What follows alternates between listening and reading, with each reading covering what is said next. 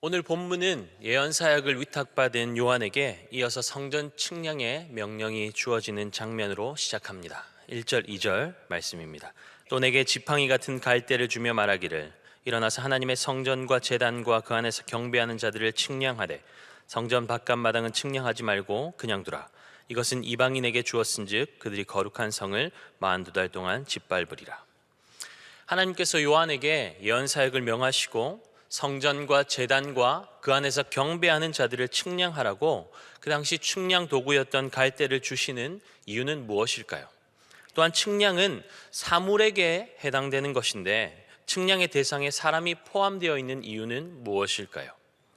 당시 측량은 건물이나 구조물을 파괴할 때나 외부로부터 보호를 위해 울타리나 보호벽을 쌓아 올리기 위한 경우에 이루어졌습니다. 파괴 또는 보호를 위해 측량이 이루어진 것이죠.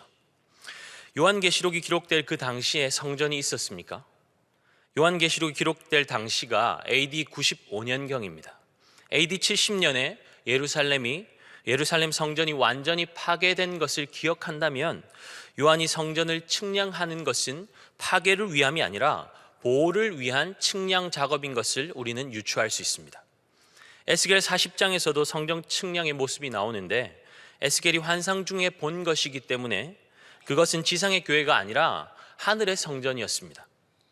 요한이 지금 측량하는 하나님의 성전은 실제 존재하는 성전이 아닙니다. 그럼에도 요한으로 하여금 측량을 명하시는 것은 하나님을 예배하는 자신의 백성인 교회를 하나님께서 친히 보호하시는 울타리, 보호벽이 되신다는 것을 말씀하시기 위함이었습니다. 요한이 에스겔의 성전 측량의 이미지를 오늘 본문에서 사용하고 있는 것은 하나님의 소유된 교회, 곧 하나님의 백성들을 향한 하나님의 절대적이고 완벽한 보호를 강조하기 위해서였습니다. 하나님께서 성전 바깥마당은 측량하지 말고 그냥 둘 것을 명령하시는 이유는 무엇입니까? 2절에 왜 그냥 두라고 말씀하십니까? 이방인에게 주었은즉 그들이 거룩한 성을 42달 동안 짓밟으리라. 거룩한 성을 이방인들이 짓밟도록 주었다는 것은 하나님께서 허용하셨다는 것입니다. 바깥 마당도 성전에 속해 있었지만 이방인에게 짓밟히도록 넘겨주었다는 것은 외적으로 교회에 속했으나 참 성도가 아닌 자들에 대한 심판을 상징합니다. 또한 동시에 핍박에 노출되어 있는 하나님의 백성들인 교회를 상징하고 있습니다. 초대교회 성도들은 형언할 수 없는 혹독한 고난 가운데 있었습니다. 황제를 주와 하나님으로 섬기지 않고 믿음을 지키면 재산이 몰수당하고 삶의 터전에서 쫓겨나가고 산채로 불태워지기도 했고 동물의 가죽이 입혀진 채로 수많은 군중이 가득한 원형 경기장에 던져져 맹수에게 온몸이 찢겨져 비참하게 죽는 엄청난 박해 속에 있던 그리스도인들에게 무엇이 가장 큰 위로가 되고 무엇이 그들로 하여금 버틸 힘이 되었겠습니까? 도미티안 황제가 절대 권력을 가지고 온 천하를 호령하며 성도들의 생명을 좌지우지하는 것처럼 보이지만 그의 능력과는 비교조차도 할 수 없는 전능하신 하나님께서 자신의 소유된 교회를 지금도 지키시고 보호하신다는 사실 아니겠습니까? 요한은 혹독한 박해 가운데 있고 앞으로 더 큰 핍박을 경험하게 될 성도들에게 하나님의 메시지를 전하고 있는 것입니다. 악의 세력들이 물리적으로 교회를 무참히 짓밟고 이기는 것처럼 보이지만 여전히 하나님은 하나님의 백성들을 보호하고 계시고 종국의 원수들은 정복당할 것이고 모든 승리는 교회에 주어질 것이라는 사실 말입니다. 이제 두 증인의 사역을 통해 그것이 증명될 것입니다. 우리 3절 4절 말씀을 함께 읽도록 하겠습니다. 내가 나의 두 증인에게 권세를 주리니 그들이 굵은 베옷을 입고 이 땅의 주 앞에 서 있는 두 감람나무와 두 촛대니. 두 증인은 누구입니까? 4절에서 두 증인을 두 감람나무와 두 촛대로 비교해서 말씀하고 있습니다. 계시록 1장 20절에서 일곱 촛대는 일곱 교회라고 말씀하고 있습니다. 그렇다면 왜 두 촛대입니까? 증거의 진실성을 입증하는 숫자가 둘이기 때문입니다. 신명기에 따르면 재판 사건을 증언하기 위해서는 반드시 두 증인이 요구됩니다. 그렇다면 두 증인은 증언자로서 증거의 진실성을 입증하는 교회의 역할을 말하고 있는 것입니다. 두 감람나무는 스갈에서 4장 14절에 이렇게 설명합니다. 두 감람나무는 기름 부음 받은 자 둘이니 온 세상의 주 앞에 서 있는 자니라 하더라. 기름 부음 받은 자 둘은 대제사장 여호수아와 총독 스룹바벨을 가리킵니다. 이들은 반대자들을 물리치고 성전 재건의 사명을 완수했죠. 이 일이 어떻게 가능했습니까? 스갈에서 4장 6절에 이렇게 말씀합니다. 만군의 여호와가 말씀하시되 이는 힘으로 되지 아니하며 능력으로 되지 아니하고 오직 나의 영으로 되느니라. 하나님께서 감당하게 하시면 되는 것이라고 말씀하시는 것이죠. 이처럼 주 앞에 서 있는 두 감람나무, 두 촛대로 비유되는 교회는 온 세상을 통치하시고 다스리시는 하나님의 영에 붙들리기만 하면 맡기신 증언의 사역을 넉넉하게 감당하겠다는 약속 아니겠습니까? 죄와 죽음과 마귀의 권세를 이기신 예수 그리스도를 머리로 모신 몸된 교회는 반드시 이길 것입니다. 그렇다면 교회는 무엇을 증언해야 합니까? 예수 그리스도의 죽으심과 부활, 다시 오심을 증언하는 것이죠.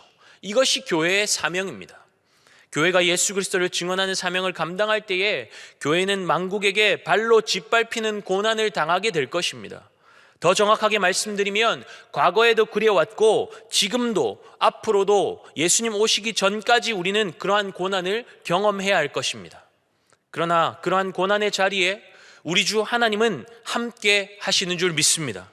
고난 가운데서도 끝까지 믿음을 지키고 사명 감당하는 교회된 우리에게 영광스러운 권세를 허락해 주셨습니다. 두 증인이 하나님 주신 왕 같은 제사장의 권세를 가지고 베옷을 입고 죄에 대한 심판을 예언할 때 하나님의 주권이 한 번 더 부각되고 있습니다.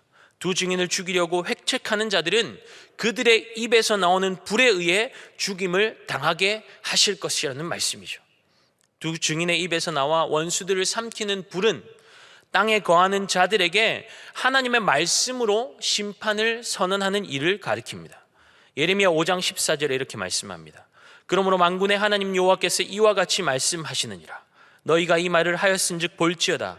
내가 내 입에 있는 나의 말을 불이 되게 하고 이 백성을 나무가 되게 하여 불사르리라. 두 증인의 입에서 나오는 불은 물리적으로 태우는 불이 아니라 하나님의 말씀입니다. 하나님께서 또 증인들에게 예언하는 동안 하늘을 닫아 비가 오지 못하게 하고 물을 피로 변하게 하고 아무 때든지 원하는 대로 여러 가지 재앙으로 땅을 치는 권능을 허락하십니다. 엘리야 때 3년 동안 가뭄이 지속되었던 것은 아방 당시 이스라엘의 우상 숭배 때문이었습니다.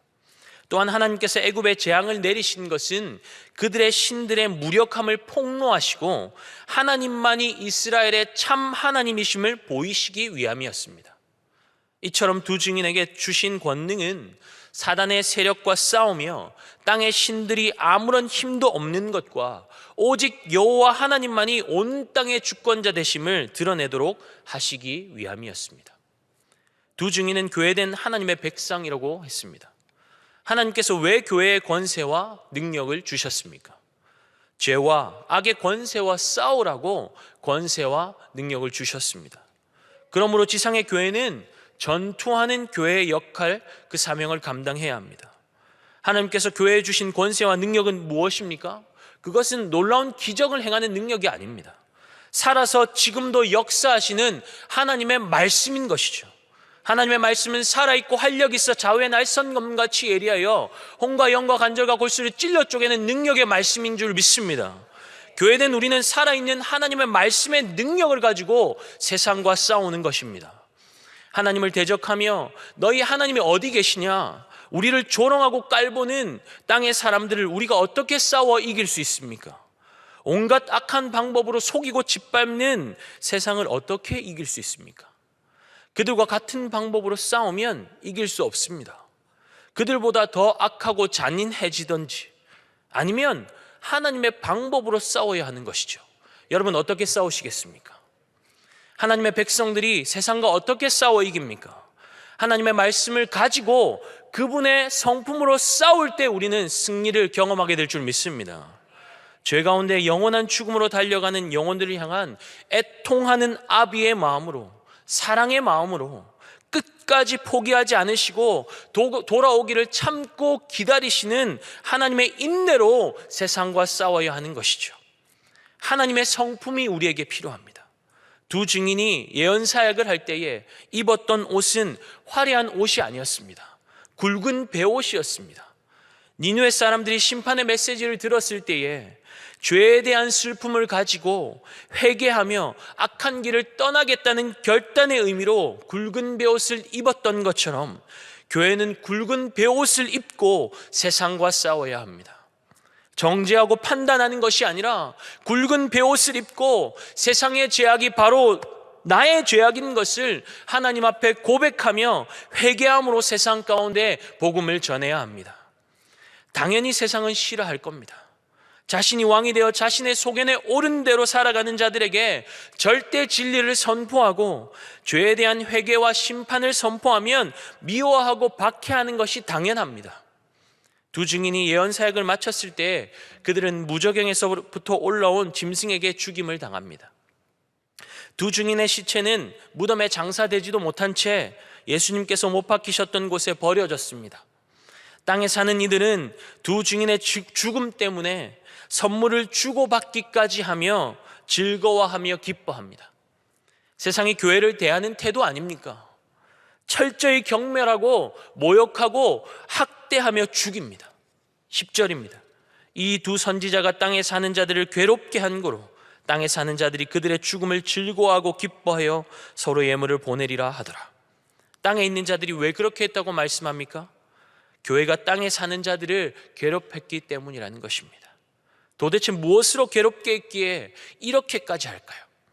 어둠과 죄로 가득한 삶에 빛을 비추고 하나님의 진리의 말씀을 선포하니 죄가 드러나게 되니 불편하고 괴로운 것이죠.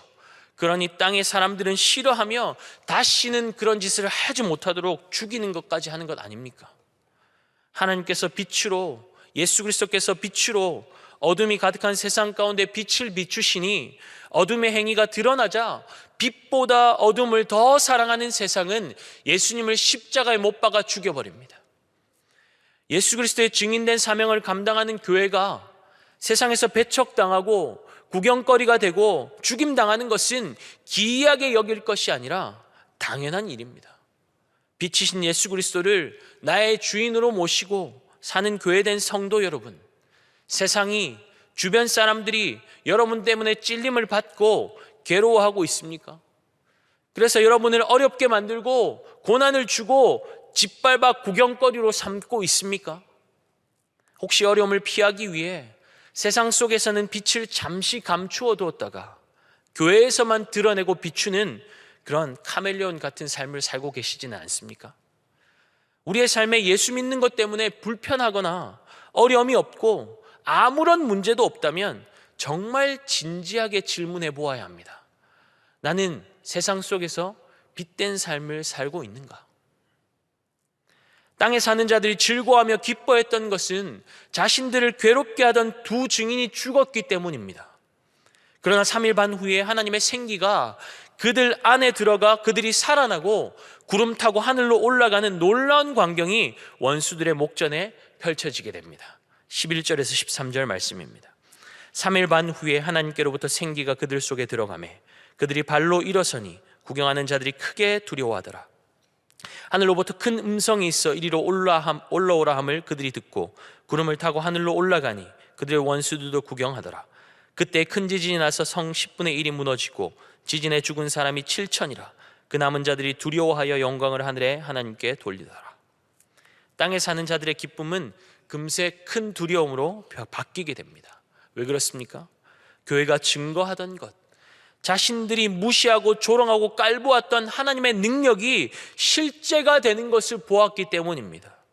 무참히 짓밟고 승리했다고 조롱하고 수치를 주고 기뻐하며 떠들어대었지만 결국 하나님 앞에 패함으로 자신들이 얼마나 무능한 존재인지, 그들의 자랑이 얼마나 큰 수치인지 알게 되었기 때문 아닙니까?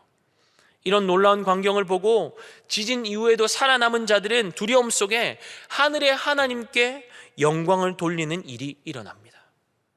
3일 반이라는 기간이 원수들에게는 기쁨의 순간은 짧다는 것을 말하지만 하나님의 백성들에게는 박해와 수치와 고난, 슬픔은 정말 잠시 잠깐임을 드러내기 위한 기간 아닙니까? 세상이 하나님의 백성을 죽인다고 해도 우리의 결론은 무엇입니까? 영광스러운 부활입니다. 우리의 생명이 하나님의 손에 있습니다. 죽고 사는 것 누가 책임지신다는 것입니까? 우리 아버지 하나님이 자신의 백성들을 돌보시고 책임지신다는 것입니다. 그러니 두려워할 필요가 없는 것이죠. 우리는 그저 하나님의 일을 하고 하나님은 우리의 삶을 완벽하게 책임지시고, 할렐루야, 전혀 손해보는 장사 아니지 않습니까? 원수가 아무리 겁을 주고 조롱하고 넌 이제 끝이야 라고 협박해도 우리의 끝은 무엇입니까? 영광스러운 부활입니다. 할렐루야. 죽음을 보지 않고 생명으로 옮겨지게 될 것입니다. 왜입니까? 우리 주 예수 그리스도께서 죽음을 이기셨기 때문입니다. 우리 안에 계신 주님은 생명의 주인이시기 때문입니다. 그러므로 하나님은 요한을 통해 고난과 박해 가운데 믿음의 처절한 싸움을 싸우고 있는 교회들을 향해 끊임없이 말씀하시는 것입니다. 내가 측량하고 있는 것 보이지? 내가 너희의 보호자다. 너희의 수고를 내가 안다. 너희의 끝과 시작인 나의 손 안에 있다. 너희의 끝은 영광스러운 부활이며 생명의 면류관이다. 그러므로 내 사랑하는 교회여 이겨라. 내 사랑하는 교회여 이겨라. 격려하며 응원하시는 하나님의 음성이 이 새벽 저와 여러분의 심령에 깊게 울려 퍼지는 은혜가 있기를 예수님의 이름으로 축복합니다. 우리 말씀 붙들고 기도합시다. 여러분, 우리 안에 계신 예수 그리스도는 세상보다 크신 분이십니다. 그분이 죄와 죽음과 마귀의 권세를 이기셨습니다. 그 승리를 우리에게 허락하신 줄 믿습니다. 주님, 오늘도 그 주님의 이름 붙들고 이 악한 세상을 넉넉하게 승리하며 나아갈 수 있도록 믿음을 더하여 주시옵소서. 세상을 이기는 승리는 이것이니 우리의 믿음이라고 말씀하여 주셨사오니 이 믿음으로 세상을 이기며 죽어있는 세상을 예수의 생명으로 옮겨내는 데 쓰임받는 귀하고 복된 통로된 사명 감당할 수 있도록 주의 은혜를 부어 주시옵소서라고 주여 한번 부르짖고 기도하며 나아가시겠습니다.